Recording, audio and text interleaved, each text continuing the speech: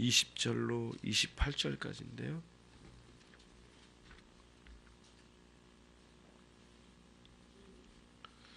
제가 먼저 읽겠습니다. 고린도전서 15장 20절부터 28절까지인데 제가 먼저 읽겠습니다.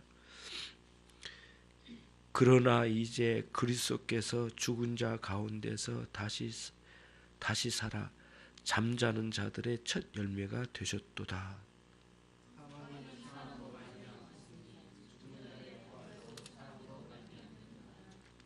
아담 안에서 모든 사람이 죽은 것 같이 그리스도 안에서 모든 사람이 삶을 얻으리라.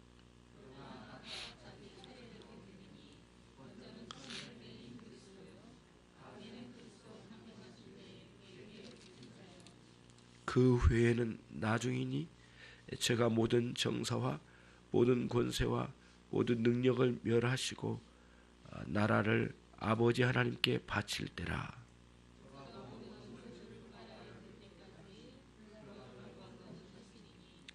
맨 나중에 멸망받을 원수는 사망이니라.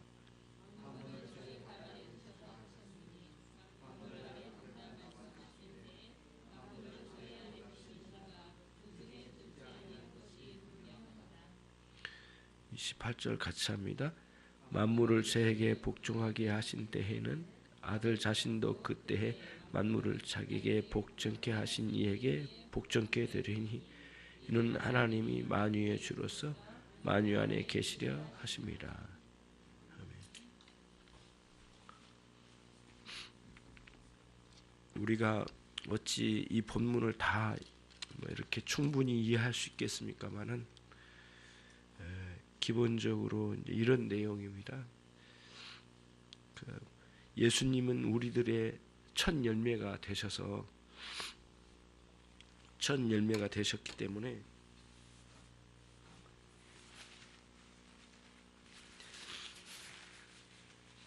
일 년 동안 수확한 많은 그 들의 열매들을 첫 열매로 하나님께 바쳐드렸거든요. 그런 것처럼 동일하게 예수님께서 첫 열매로 드리셨으니 그리스도 안에서 죽은 자나 그리스도 안에 있는 자들의 첫 열매가 되셔서 그 첫 열매와 다른 모든 수확한 열매들 사이는 하나라는 거죠. 같은 의미이기 때문에 떨어지지 않는다. 그래서 예수님께서 부활하신 부활은 우리 그리스도 안에 있는 모든 사람들의 부활과 일치한다라는 것을 의미하려고 여기서 첫 열매가 되셨도다 이렇게 이야기하고 있어요. 사람에 의해서 죽음이 왔고 사람에 의해서 삶이 왔답니다. 다시 말하면 아담에 의해서 죽음이 이 세상에 왔고 사람의 몸을 입고 오신 예수 그리스도를 통해서 삶이 이 세상에 들어왔다 그런 말씀이에요. 이런 식으로 점차적으로 그리스도의 부활이 있고 그 이후에 우리들의 부활이 있는데 이런 부활이 순차적으로 일어나고 난 뒤에는 우리 예수님께서 통치하신 모든 통치권을 가지고 만물을 다 그분 안에 발 아래 엎드리게 하고 무릎 꿇게 하고 완전히 무릎 꿇게 한 그들을 또 하나님 아버지 앞에 가지고 가 바쳐드린다. 그래서 28절에 보시면 만물을 저에게 복종하게 하신 때에는 아들 자신도 그때에 만물을 자기에게 복종케 하신 이에게 복종케 하리니 이렇게 함으로써 모든 만물이 하나님 아버지 앞에 일치된 그 복종을 이루어 나가는 그때가 오게 될 것이다 라고 하는 것을 오늘 여기서 말씀을 해주고 있어요. 그러니까 하나님께서 원래 통치하셨고 하나님께서 온전히 이루셨던 그 일들을 원래대로 복귀시켜서 완전히 회복시켜서 하나님 아버지께 복종이 나가는 그런 자들로 만물을 그리 다스려 가신다 그런 말씀이에요. 그래서 지금은 희미해 보이지만 한 사람 한 사람이 믿음을 가지고 그리스도께 인격적으로 복종하듯이 복종해 나가는 것이 점차적으로 수많은 사람들의 구원이 있고요. 언젠가는 이 구원이 진행된 것도 그치게 될 거예요. 그리고는 더 이상 구원의 역사를 이루지 않으시고 온전히 하나님 아버지께 모든 것을 바쳐드리는 그날이 오게 될 것입니다. 자, 오늘의 교리문답 15장 대요리문답 87문 같이 한번 보겠습니다. 자, 제가 먼저 읽을게요. 대요리문답 제87문. 우리는 부활에 대하여 무엇을 믿어야 합니까?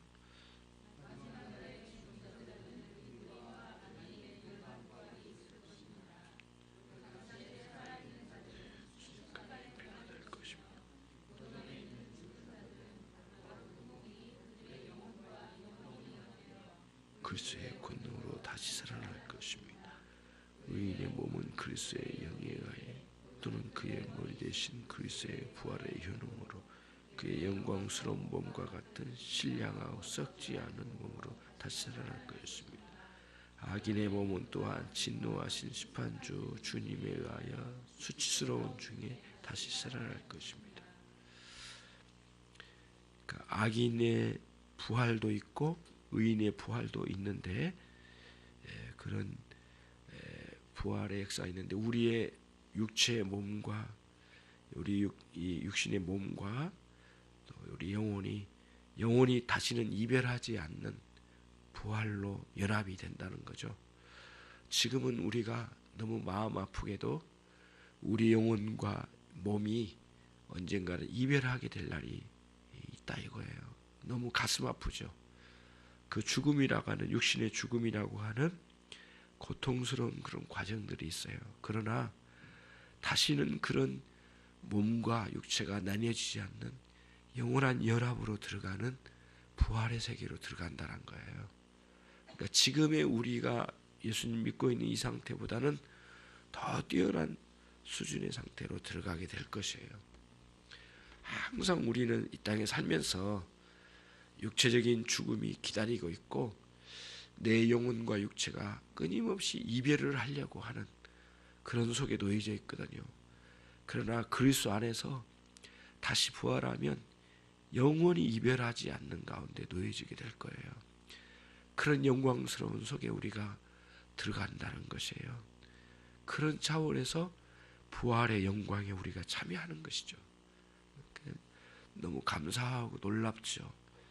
지금은 보이지 않고 희미하게 느껴지지만 그러한 일들이 있다는 사실을 오늘 대요리문답 87문에서 우리가 함께 배우게 됩니다.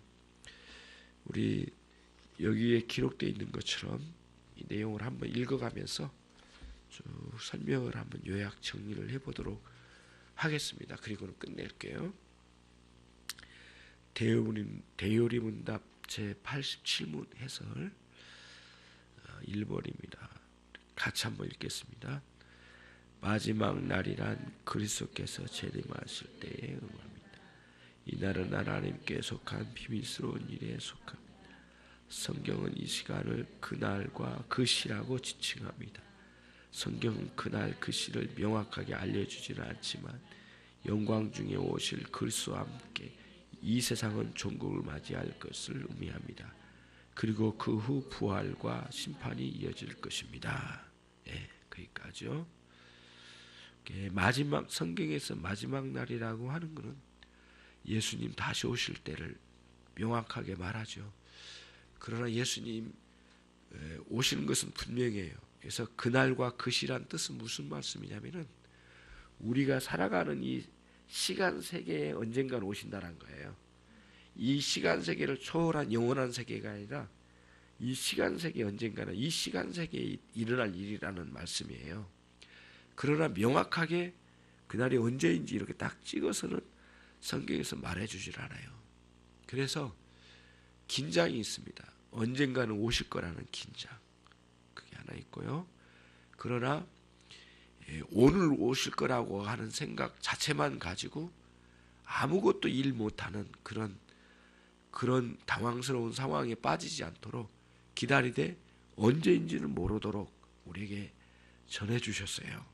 그런 차원에서 그날과 그 시라고 하는 명확하게 시간 세계에 임하신 것은 분명한데 명확하게 그날을 주시지 않음으로써 오늘 당장 오실 거라고 생각하고 당황스러워하면서 우리 할 일을 하지 못하게 하는 그런 식으로 우리를 아무렇게나 이렇게 살아가도록 하는 그런 것을 우리로 하지 않도록 하셨어요. 그래서 이단들이 보여주고 있는 것처럼 언제 그분이 오신다 해서 사람들이 자기 일을 다 팽개치고 아무것도 하지 못한 가운데 사로잡힌 일이 없도록 그렇게 역사하셨어요. 성경은 그렇게 기록된 걸 우리가 볼 수 있죠. 자, 두 번째로 보겠습니다. 시작. 성경의 건전한 해석은 그리스도의 재림이 지금 당장 발생할 것이라는 생각을 지지하지 않습니다. 그렇다고 재림이 우리 시대에 발생하지 않을 것이라는 암시도 성경의 어느 곳에는 없습니다. 그러므로 성경의 가르침에 항상 어떤 태도를 취하게 되겠습니까? 계시록의 말씀대로입니다. 이것들을 증거하신 이가 가라사대 내가 진실로 속히 오리라 하시거늘 아멘 주 예수여 오시옵소서라고 했는데 이러한 태도를 가져야 할 것입니다. 예. 우리 성경의 66권 제일 마지막에 기록된 부분이에요. 그렇죠? 그 부분에 있는 내용인데 아멘 주 예수여 어서 오시옵소서. 예. 성경 전체를 기록을 했는데 마지막에 아멘 주 예수여 오시옵소서. 얼마나 멋진 내용입니까? 주님 오시기를 고대하는 거죠. 이거는 우리들의 고백만이 아니라 우리들의 부르짖만이 아니라 만물이 고통 가운데 탄식하는 가운데서 그리스도의 다시 오실 날을 기다리고 있어요. 그래서 로마서의 말씀처럼 만물이 탄식하며 그리스도를 기대하고 있는 것처럼 우리 또한 주님을 기다리는 사람들이 되어야 되겠죠. 이 땅이 전부가 아니거든요. 이 땅이 전부가 아니에요. 60, 70, 80, 100년을 산다 하더라도 이 땅에 사는 것이 전부가 아니기에 언젠가는 영광스러운 날이 올 것을 기대하면서 주님을 기다리시는 그런 여러분들이 되시길 바랍니다. 그렇다고 해서 우리가 내가 해야 할 일, 여러분들이 감당해야 할 일을 단 하루라도 게으르게 하거나 방심하거나 아무렇게나 살아서는 안 되겠죠. 여러분에게 주어진 일을 열심히 준비하고 잘 성취해 나가시되 주 예수여 어서 오시옵소서라고 하는 긴장감을 가지고 매일매일 살아가는 것이죠. 제 세 번째입니다. 같이 읽습니다. 시작.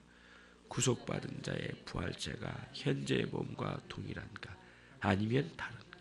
성경은 몸의 정체가 현재의 몸과 동일한 것임을 밝히면서도 그 질적인 면에서 다를 것이 없습니다. 그것은 장사된 바로 그 몸이 부활하는 것입니다. 그러나 그 몸은 영광과 분별을 옷 입게 될 것입니다. 부활의 몸이 영적인 몸이 될 것이라는 말씀은 무엇을 의미합니까? 영적이란 명사가 아니라 형용사입니다. 그래서 영적인 몸은 영이나 영의 몸과 동여가 아닙니다. 신약 성경이 성도의 부활의 몸을 영적인 몸이라고 언급할 때 그것은 하나님의 성전과 성령의 전이 되기에 완전히 알맞는 몸을 의미합니다. 무슨 뜻이냐면요, 이런 겁니다. 우리의 부활이 육체의 부활이 없고 영혼의 부활만 있다라고 주장하는 이단들이 참 많기 때문에 영적인 부활이라고 하는 의미를 사람들이 오용을 했어요. 그러니까 영적으로만 부활하지 육체는 부활하지 않는다라고 하는 그런 주장들을 여기서 지금 지적하고 있는 거예요. 그래서 여기서는 영적인 이런 의미에서 영적인 부활이라고 말할 때 그 영적으로만 부활한다는 뜻이 아니에요. 영혼으로만 부활한다는 뜻이 아니라 육체까지 부활하지만 왜 영적인가? 성령에 거하시는 온전한 존재가 되기 때문에 영적인 부활이다라고 말한다는 거예요. 그래서 영으로만 부활한 게 아닙니다. 육체로 부활하는 것입니다. 육체의 부활을 명확히 전해요. 특히 그리스도의 부활이 영으로만 부활했다고 하는 그런 주장들이 기독교 역사에 많이 있었지만 성경에서 어느 곳에서도 그렇게 증거한 적은 없어요. 예수님께서 육체로 부활하셨어요. 그래서 여러분과 저의 부활도 육체로 부활할 거예요. 물론 우리의 육체가 썩어서 다 사그라져서 우리 눈에 보이지는 않지만 어떻게 역사하셔서 어떤 영광스러운 역사를 일으키셔서 기적을 보이셔서 우리를 모두 무덤에서 일으켜 우리의 영혼과 다시 만나게 할지는 우리는 다 알 수 없지만 엄청난 역사가 일어나게 될 것이죠. 그렇게 될 거라는 것을 말씀해 주고 있어요. 네 번째 가봅니다. 시작.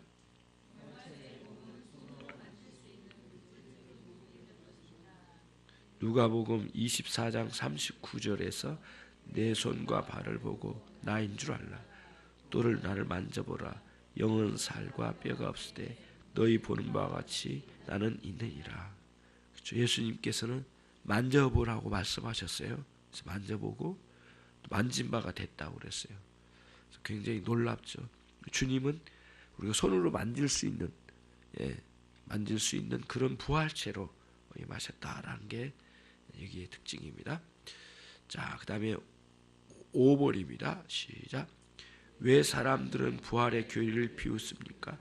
하나님의 말씀 중에서도 부활의 교리를 비웃던 사람들, 즉 사두개파 사람들과 아덴 사람들이 불신하여 이 교리를 조롱하였습니다. 이 교리가 어리석으며 불가능한 것으로 간주하는 자들이 성경의 권위를 부인하고 이적을 행하실 수 있는 전능하신 하나님을 불신하였기 때문입니다. 오늘날 하나님의 이적을 부인하는 사람들도 있는데 성경적이지 않죠. 특히 이제 사두개파들은 부활의 신앙이 없었어요. 아덴 사람들도 그랬고, 그래서 그리스도의 육체의 부활을 조롱하는 사람, 믿지 않는 사람들은 오늘날 우리의 육체의 부활도 비웃고 조롱할 것이에요. 그러나 성경 말씀을 굳게 믿고 있는 우리들에게는 하나님께서 증거하신 말씀대로 증거하게 될 거라고 봅니다. 여러분과 제가 육체의 부활로 임하게 될 거예요. 자, 여섯 번째입니다. 시작.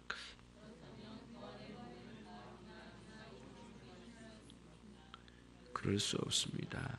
몸의 부활은 기록된 하나님의 말씀에만 계시된 신비입니다. 성경을 떠나서는 그것을 알 수 없습니다. 또한 우리는 과학이나 이성으로는 몸의 부활을 절대로 증명할 수 없음을 알아야 합니다. 우리는 하나님의 무호하신 말씀과 성령의 역사를 통해서 이 소중한 진리와 약속을 믿음으로 굳게 붙잡아야 할 것입니다. 주님을 믿는 믿음 안에 부활의 놀라운 역사도 붙들고 있는 믿음에 속한다라는 것이에요. 그런 의미에서 우리 육체의 부활도 예수 그리스도를 믿는 믿음 안에 들어와 있습니다. 여러분들에게 진정한 믿음이 있는 거죠. 그래서 그리스도를 마음에 영접한 모든 사람들 믿음 안에는 그리스도의 육체의 부활과 여러분과 저의 육체의 부활을 믿는 믿음까지 들어와 있다는 것이에요. 그래서 우리의 믿음을 정확하게 알 필요가 있어요. 성경은 그것을 전체를 의미해서 그것까지도 믿음으로 들어와 있는 것을 보여준 거죠. 그래서 육체의 부활에 대한 이런 성경적 가르침을 잘 받아들이고 이해할 수 있는 데까지 잘 이해해서 앞으로 우리가 어떻게 우리에게 어떤 일이 일어날 것인가도 알아둘 필요가 있다고 봅니다. 7번째입니다. 시작. 오늘날 우리가 부활을 믿지 않는 사람들과 논쟁을 피하기 위하여 영혼 불멸설을 강조하고 몸의 부활을 거의 언급하지 않는 교회가 있는데 이는 올바른 일이 아닙니다. 성경의 가르침에는 분명히 영혼 불멸설보다는 몸의 부활을 더 강조합니다. 로마서 8장 23절에서 우리까지도 속으로 단식하여 양자될 것 곧 우리의 몸의 구속을 기다리느니라. 교회는 이 진리를 다 전해야 할 사명이 있습니다. 그렇습니다. 영혼 불면설이라고 하는 것은 영혼이 사라지지 않는 것이 없어지지 않는 것이라는 거예요. 영혼은 그런 영혼 불멸설에 대해서 뭐 영혼 멸절설도 있죠. 그래서 이제 유물론주의자들은 뭐 그런 것들도 뭐 염두에 두지 않으니까. 그런데 우리 영혼은 영원히 사라지지 않는다. 것을 강조하지만 몸의 부활은 가르치지 않는 것은 사실상 성경적인 가르침이 아니다. 그러므로 우리는 몸의 부활도 강조하여 가르쳐야만 한다라고 하는 게 성경적 가르침이에요. 전체적으로 대요리 문답은 좀 구체적으로 교리를 계속해서 진술해 나가거든요. 우리가 미처 생각하지 않았던 부분들이나 이런 것들까지 이야기하는데 좀 구체적이기 때문에 좀 생소한 면도 있지만 그래도 우리가 87문을 통해서 우리 육체의 부활에 대해서 함께 배우게 됐습니다. 여러분과 저에게 육체의 부활의 영광스러운 날이 임하게 될 줄로 믿고 또 그날을 기다립시다. 기도하겠습니다. 하나님 아버지 감사합니다. 종들을 특별히 육체의 부활을 하나님 배우게 되었습니다. 하나님 아버지, 지금 우리가 입고 있는 이 몸은 언젠가는 영혼과 이별을 하려고 합니다. 그러나 영광스러운 육체의 부활 이후에는 영원히 떨어지지 않고 분리되지 않는 가운데 하나 되는 온전한 연합을 이루어 영광스러운 하나님의 나라의 백성들로 존재하도록 이끌어 주실 줄로 믿고 또 그런 교리들을 믿으라고 교훈하여 주고 있습니다.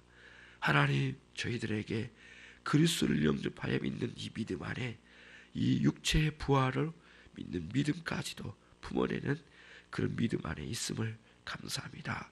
각 심령들을 굳게 붙들어 주시고 부활의 신앙에 더 깊이 들어가 있는 종들이 되게 해 주시고 이 땅의 고난과 고통 속에서도 그리스도를 붙드는 참신앙 안에 들어오도록 역사해 주시옵소서. 한 해를 마감합니다. 새로운 해를 맞이합니다. 주의 성령께서 특별히 함께해 주시고 주의 종들이 새로운 2016년도에 뭔가를 이루고자 하고 주님 앞에서 이루고자 하는 꿈들이 있을 겁니다. 하나님 아버지,